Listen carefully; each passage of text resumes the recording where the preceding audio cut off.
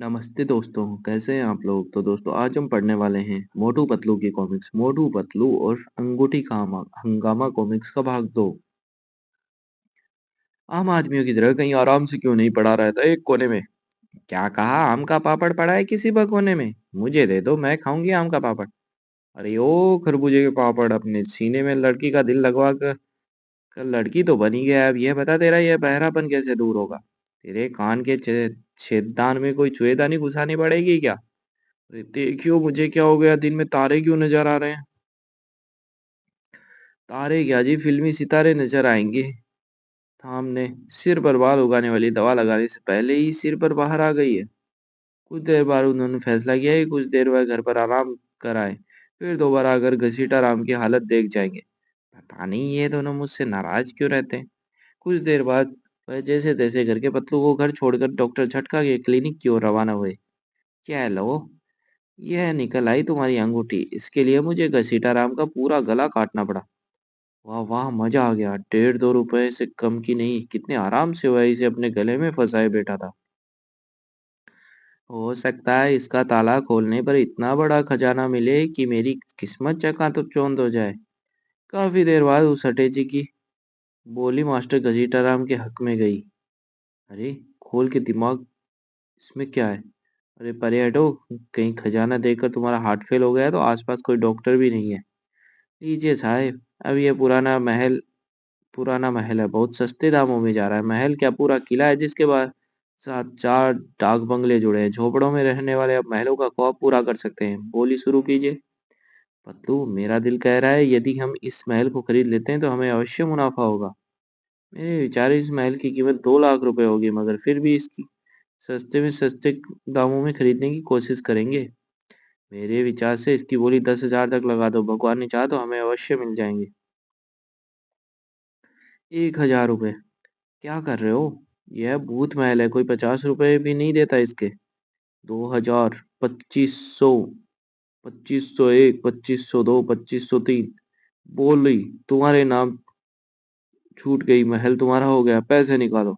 हम तो मजाक मजाक में ही बोली दे रहे थे। खैर, फिर भी एक तरीके से तुम्हें पैसे दे सकते हैं। ऐसा करो अब तुम हमारे मकान की नीलामी कर दो।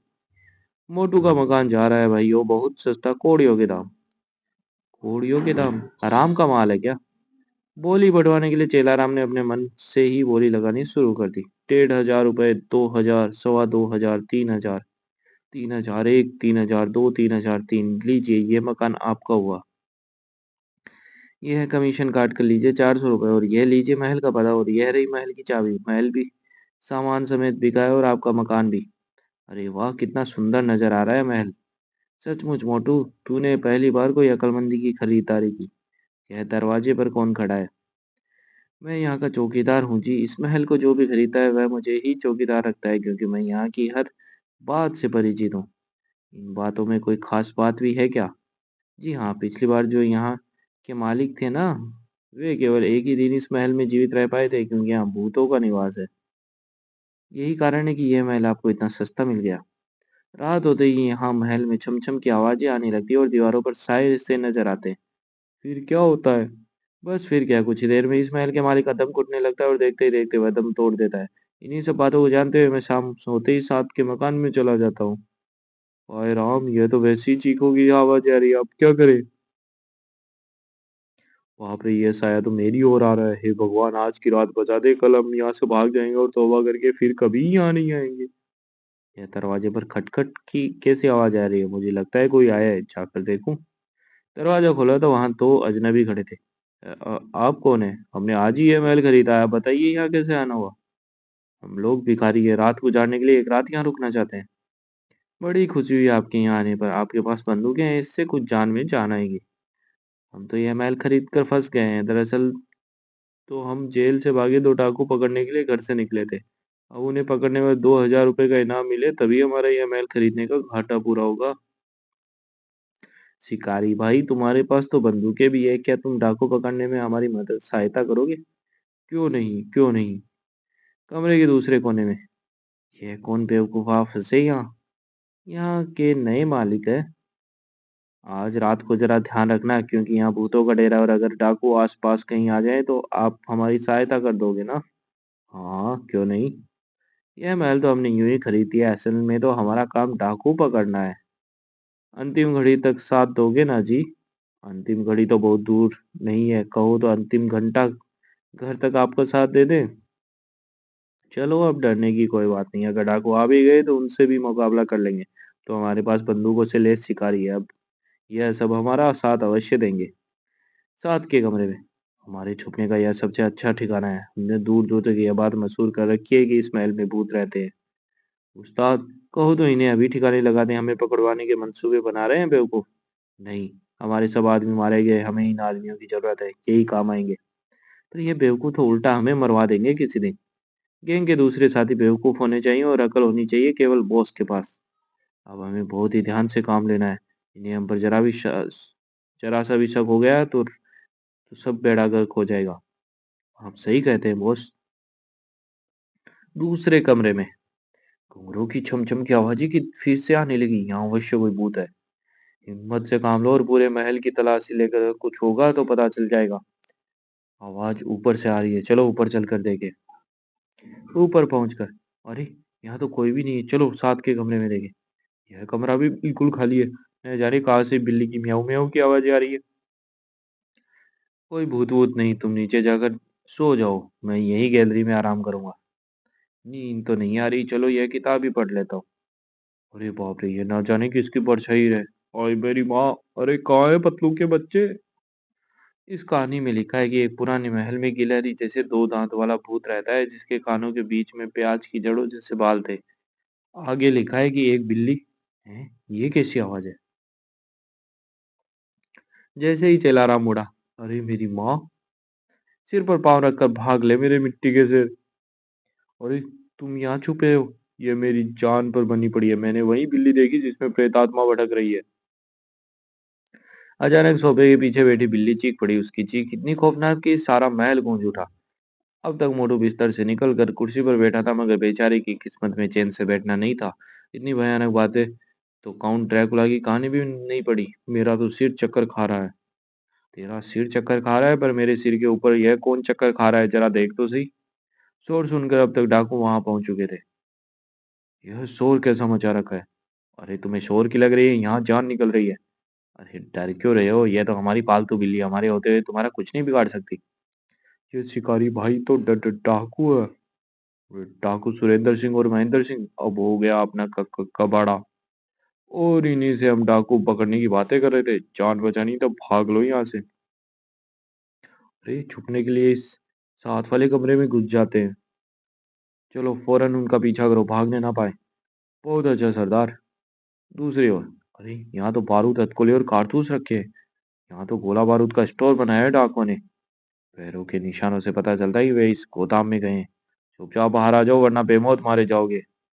दरवाजा खुलते ही डाकुओं ने एक बहुत बड़ा ड्रम टकराया, जिससे मोटू पतलू ने लुट गया था। अरे बाप रे, ये क्या मुसीबत है।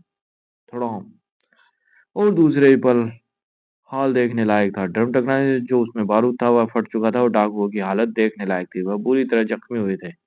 अबे, डाकुओं की हालत तो बहुत खस्ता हो चुकी है। अब अपनी खैर बनानी है तो यहाँ से सिर पर पाँव रख के भाग ले। कमरे में छुपा छेलाराम भी अब बाहर आ चुका था। अरे वाह, डाकू तो हमारी ही गाड़ी में भाग लिया, मुझे कुछ करना चाहिए। हमें फौरन यहाँ से दूर चले जाना चाहिए, यहाँ कभी भी पुलिस आ सकती है। चेलाराम को भी महल के एक कमरे में खड़ी मोटरसाइकिल मिल गई थी। अब देखता हूँ बच्चों बचकर कहाँ जाता है। अरे बाप रे, ये दो दांत वाला छोरा तो हमारे पीछे ही पड़ रहा है। गाड़ी की स्पीड और तेज करो। मगर बेचारे चेलाराम की तो किस्मत ही खराब है। उसकी मोटरसाइकिल का पेट्रोल खत्म हो चुका था।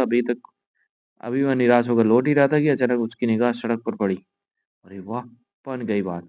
उनकी गाड़ी का रेडिएटर लीक कर रहा है, जिससे सड़क पर पानी बिखरता जा रहा है। मुझे किसी भी तरह इस पानी के निशान के पीछे पीछे चलना चाहिए। गिरते पड़ते मोटू पतलू भी उसी रास्ते से जा रहे थे। लगता है पहाड़ी के उस ओर से कोई गाड़ी आ रही है। अरे, ये तो वही करेले की धूम है। और मोटू पतलू उन्हें नहीं पहचान पाए थे। पहाड़ से नीचे उतरने के लिए क्या आप हमें लिफ्ट दे सकते हैं? क्यों नहीं, शौक से बैठिए। बड़ी मुश्किल से फंस गए थे जी हम डाकू पकड़ने के लिए चक्कर में घूम रहे थे, और डाकू पकड़ने के लिए हम जिनसे सहायता मांग रहे थे, हमें पता ही नहीं था कि वह डाकू है। आदमी पहचानने में हमने पहली बार इतनी बड़ी भूल की थी। और अब दूसरी बात, तुम गलती कर ही नहीं सकते। नहीं कर सकते जी, तुम तो वही डाकू हो। और यह गाड़ी भी हमारी है, हमें कुछ याद नहीं रहता। जिन्हें पकड़ने के लिए तुम हमारी सहायता चाहते हो। और अब चुपचाप इसी गाड़ी में बैठे रहो, नहीं तो पुलिस से भेजा फाड़ दूंगा। अब तक जलाराम को पहाड़ी रास्ते से नीचे उतर कर एक डाकघर की वैन में लिफ्ट मिल गई थी और पानी की लकीर का पीछा करते करते उन्होंने डाकुओं के नए अड्डे का पता लगा लिया था। अब उसके दिमाग में एक बहुत बढ़िया आइडिया है और उसने वैन के ड्राइवर से मिलकर एक प्लानिंग बनाई। शहर आकर वह ड्रामों का सामान बेचने वाली एक दुकान पहुंचा। उसने अपना भेष बदल लिया, फिर डाकुओं के अड्डे का दरवाजा खटखटाया। फरमाइए, क्या आप छुपने के लिए मुझे यहाँ थोड़ी सी जगह दे सकते हैं? छुपने के लिए जगह? क्या मतलब है? तुम कौन हो? आहिस्ता बोलो, बाहर किसी ने सुन लिया तो मुसीबत हो जाएगी। अब मैं अपने आप को तुमसे छुपाऊं तो यह बेकार बात होगी। आज नहीं तो कल पुलिस समाचार पत्रों में मेरा फोटो छाप ही देगी और फिर डाकू शेर सिंह को पहचाना किसी के लिए मुश्किल नहीं होगा। शेर सिंह? क्या तुम डाकू शेर सिंह हो? शेर सिंह का नाम पहले तो नहीं सुना हमने। शेरू का नाम नहीं सुना?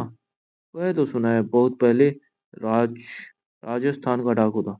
मेरे सारे साथी पकड़े जा चुके हैं और नया गैंग बनाना तुम जानते हो कितना मुश्किल है। मेरे पास एक योजना है, अगर तुम मेरा साथ दो तो बात बन सकती है। अब हम आपस में खुल गए हैं शेर सिंह, हम भी बता दें कि हम डाकू ही हैं। अब फरमाइए, क्या योजना है? हम बड़ी से बड़ी योजना में आपका पूरा साथ देंगे। पहले ये बताओ कि यह आलू बुखारे कौन है? आप बिल्कुल बेफिक्र रहिए, ये दोनों कुछ नहीं करेंगे क्योंकि इन्हें अपनी जान बहुत प्यारी है। फिर तो यह हमारी योजना में शामिल होंगे। अब मेरी योजना सुनो। आज 4:30 पर रेलगाड़ी से सरकारी खजाना आ रहा है। पोस्ट ऑफिस की वैन का ड्राइवर और रेलगाड़ी का ड्राइवर मेरा आदमी है।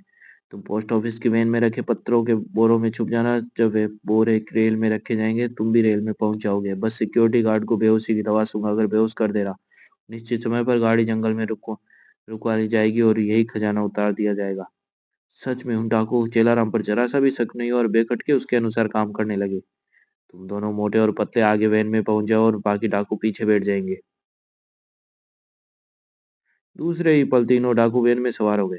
चलो भाई, और फटाफट वैन को सही समय पर रेलवे स्टेशन पर पहुंचा दो। कुछ देर बाद, चलो अब जल्दी से बोरों में छुप जाओ, रेलवे स्टेशन आने वाला है। मैं ऊपर के बोरों में बांध देता हूँ ताकि किसी को तुम पर जरा सा भी शक ना हो। और फिर चेलाराम ने थैलों के मुंह इतनी कस के बांध दिए कि आसानी से वे खोल भी ना सके। ड्राइवर, गाड़ी तेज चलाओ, कहीं लेट हो गए तो सारे प्रोग्राम पर पानी फिर जाएगा। कुछ ही देर में उनकी गाड़ी पुलिस स्टेशन पे पहुंच गई। इंस्पेक्टर साहब, आपके मुजरिम में ले आया, वैन में से बोरे उतरवा लो। अबे रेलगाड़ी में जरा ध्यान से रखियो, कहीं चोट ना लग जाए। तुम चिंता ही मत करो, मैं बिल्कुल आराम से रखूंगा। जब इंस्पेक्टर साहब के सामने बोरे खोले गए तो डाकू महेंद्र सिंह और सुरेंद्र सिंह, देख लीजिए इंस्पेक्टर साहब, डाक के ये थैले आप ही के हैं ना? देख लीजिए इंस्पेक्टर अंकल, मैंने किस सफाई से इतने खौफनाक डाकू पकड़े हैं ना, कोई गोली चली ना, बंदूक ना मक्खी। सचमुच तुम्हें पूरा इनाम मिलेगा। उसमें से इंस्पेक्टर आधा इनाम वैन के ड्राइवर को दे देना क्योंकि उसी के सहायता ये सब हुआ है। सच पूछो तो भाई पतलू, हम फटीचर के फटीचर ही रहेंगे क्योंकि हमारे पास दिमाग नहीं है। कहाँ इन्हें हमने पकड़ने की सोची थी और उड़ा ले ये दांतों वाला छोरा। समाप्त।